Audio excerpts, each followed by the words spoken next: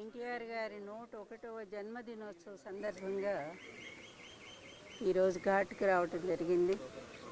ఆ మహనీయుడు ఎన్ని సంవత్సరాలైనా ఆయన చరిత్ర అజరామరంగానే ఉంటుంది.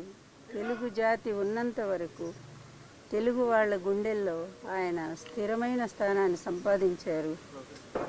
ఒక నటుడుగాను, అదేవిధంగా గొప్ప రాజకీయవేత్తగాను భారతదేశంలో కాంగ్రెస్కి యాంటీ పార్టీలన్నింటినీ కూడా ఆయన కలిపి ఒక తాటి మీదకి తీసుకొచ్చి నేషనల్ ఫ్రంట్ స్థాపించి మొత్తం భారతదేశంలోని తెలుగు జాతి గౌరవాన్ని నిలబెట్టిన ఏకైక వ్యక్తి ఒక నందమూరి తారక రామారావు గారు.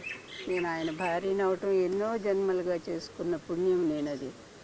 ఆ మహనీయుడిని ఇప్పుడు కుటుంబ సభ్యులు మేమే కాదు, యావత్ ఆంధ్ర జాతే కాదు, ఎక్కడ విదేశీయాల్లో ఉన్న తెలుగు జాతి కూడా ఆయన్ని స్మరించుకుంటూనే ఉంది.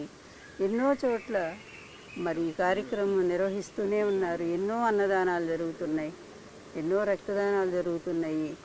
ఇన్ని సంవత్సరాలు ఆయన చనిపోయి దాదాపు 28 సంవత్సరాలైంది. 96 ఆయన జనవరి 18వ తారీఖు మనల్ని అందరినీ వదిలిపెట్టి వెళ్ళారు. కానీ ఆయన కీర్తి మాత్రం ఎప్పటికీ చెక్కు చెదరకుండా అలాగే ఉండిపోయింది.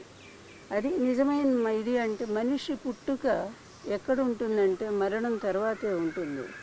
మరణించినా బ్రతికుండే వాళ్ళు ఎవరో భగవద్గీత చెప్పినట్టు కూడా అటువంటి మహామనిషి జాతస్య ధ్రువోహి మృత్యు అన్నట్టు మరణం అనేది ప్రతి ఒక్కళ్ళకి అది సహజమైనటువంటిది.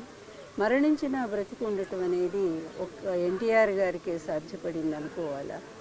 ఆయన ఎప్పటికీ ఉంటారు. నేను ఒక్కటే కోరుకుంటున్నాను, ఆయన ఆశీస్సులు తెలుగు ప్రజలందరికీ అందాలి, ఎప్పటికీ అందాలి. ఆయన ఆత్మ తెలుగు ప్రజల చుట్టూనే తిరుగుతూనే ఉంటుంది. న్యాయం కోసం ఆయన పోరాటం సాగిస్తూనే ఉంటుంది. మళ్ళీ మంచి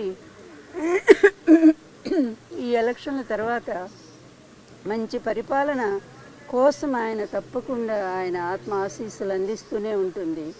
ఆంధ్రప్రదేశ్లో మంచి సుపరిపాలన మళ్ళీ కంటిన్యూ కాబోతూ ఉంది.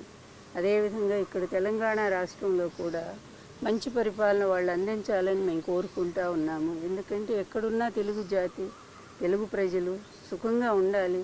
నాయకులైన వాళ్ళు స్వార్థానికి, అవినీతికి తల వంచితే ఏ విధమైనటువంటి శిక్షలు ఉంటాయో కూడా ప్రత్యక్షంగా చూస్తూ ఉన్నాము. అందువల్ల ప్రజల కోసం జీవించే వాళ్ళు నాయకులు అనేది ఎన్టీఆర్ గారు ఒక్కరే చాటి చెప్పారు. అందువల్ల ఆయన స్ఫూర్తితో ఆంధ్రప్రదేశ్లో పరిపాలన అలాగే సాగుతూ ఉంది. అదే కంటిన్యూ అవుతుంది కూడా. అందువలన రేపు 4వ తారీఖు జరిగే ఎన్నిక తర్వాత